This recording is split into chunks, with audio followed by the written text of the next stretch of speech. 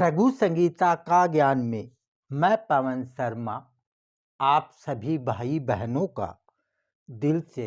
स्वागत करता हूं। आज हम बात करते हैं किसी भी कुंडली के अंदर कुछ योग ऐसे होते हैं जो अगर आपके जन्म के समय आपकी जन्म कुंडली के अंदर विराजमान है तो उसका फल जातक या जातिका को अवश्य मिलता है। किसी भी कुंडली के अंदर दूसरे भाव का स्वामी और सप्तम भाव का स्वामी, यहां पर गुरुदेव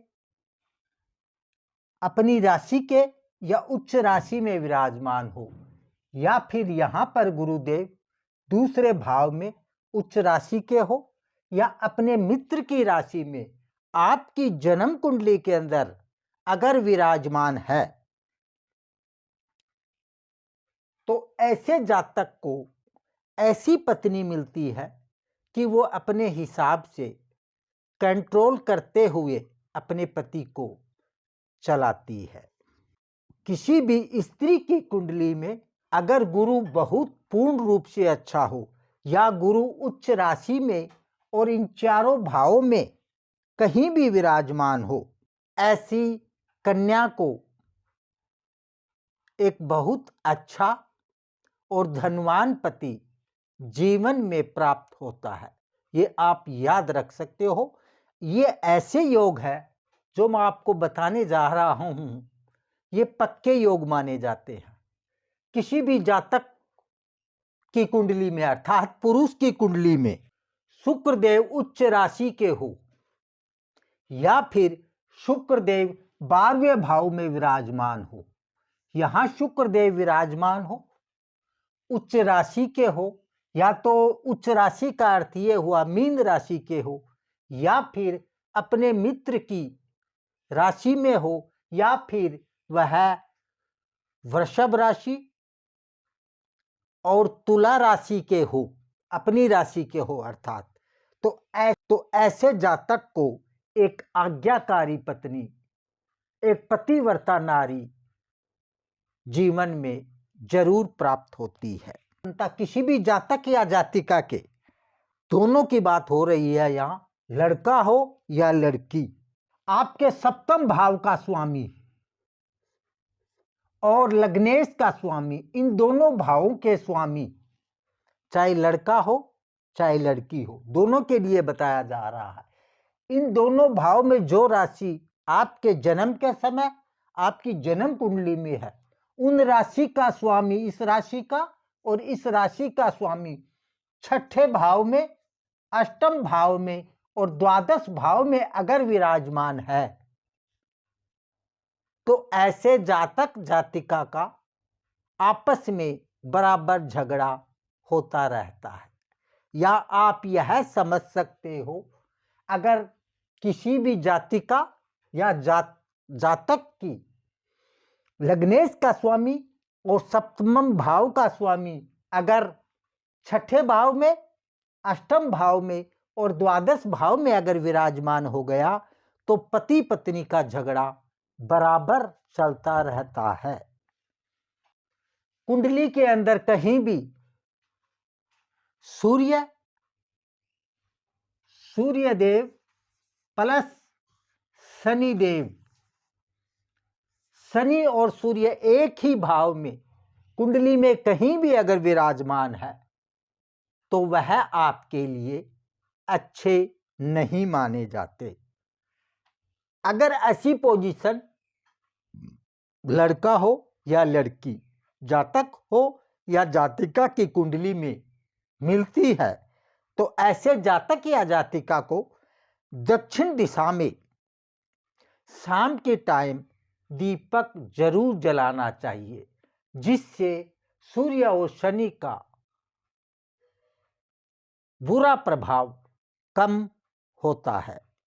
किसी भी कुंडली के अंदर अगर आपका सूर्य नीच राशि में है, अगर आपका सूर्य शत्रु राशि में विराजमान है, अगर आपका सूर्य अंशों में कमजोर है, तो गेहूं का आटा और उसमें केसर डालकर किसी भी धार्मिक स्थल में देता है तो उसका सूर्य उसको अच्छे लाभ जीवन में देना चालू कर देते हैं। ये आप याद रख सकते हो, ये एक पक्का योग है। अगर आपके जन्म कुंडली के अंदर गुरु प्लस शुक्र कहीं भी हो सकता है, ये गुरु और शुक्र की एक ही भाव में कहीं विराजमान हो, तो ऐसा जातक गुरु को शांत करने के उपाय ऐसे जातक को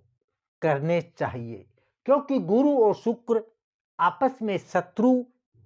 होते हैं, या आप यह मान सकते हो गुरु और शुक्र दोनों शत्रु भाव रखते हैं, और ऐसी पोजीशन में इनका लाभ प्राप्त करने के लिए आपको गुरु की वस्तुओं का दान देना चाहिए। दान में आप चने की दाल, पीले रंग के वस्त्र दे सकते हैं, केले का दान दे सकते हैं। केले की पूजा गुरुवार के दिन आप कर सकते हैं, इससे आपका गुरु आपको अच्छे फल देना प्रदान कर देंगे। या फिर आप यह भी कर सकते हो, चने की दाल और सफेद वस्त्र में बांधकर किसी भी कुष्ठ अर्थात किसी भी अपाहिज व्यक्ति को अगर दान करते हैं तो भी आपको गुरु और शुक्र दोनों का अच्छा फल मिल सकता है। अगर किसी भी कुंडली के अंदर पति और पत्नी में मंगल दोष बनता है, पति और पत्नी में अगर झगड़ा बराबर होता रहता है और कुंडली में आपका मंगल दोष या आपकी कुंडली में मंगल की पोजीशन अच्छी न हो, तो ऐसी पोजीशन में आप अपने धर्म पत्नी को चांदी की चूड़ी पहना बनाकर उसमें लाल कलर का कर लाल रंग ऊपर पेंट करने के बाद, अर्थात लाल रंग ऊपर हो, नीचे चांदी की चूड़ी हो, अगर मंगलवार को आप अपने पत्नी को पहनाते हैं तो इससे आपको आपका मंगल शांत हो सकता है और आपके घर में सुख सुविधा और शांति भी प्राप्त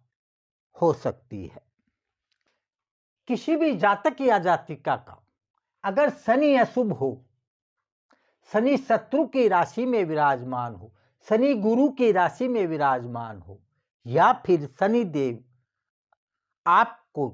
कष्ट दे रहा हो, तो ऐसी पोजीशन में आप बहुत छोटा सा एक समाधान है कि आप शनिवार के दिन अगर अपने घर में सफाई करते हैं, जेंट्स हो चाहे लेडीज हो, क्योंकि लेडीज तो ज़्यादातर सफाई घर में करती ही रहती है, लेकिन अगर जेंट्स के लिए मैं बता रहा हूँ, पति के लिए मैं बता रहा हूँ, अगर उसका शनि कमजोर है तो आप सफाई का कार्य अपने घर में या धार्मिक स्थल पर आप करते हो तो उससे बहुत प्रकार के कष्ट आपके दूर हो सकते हैं।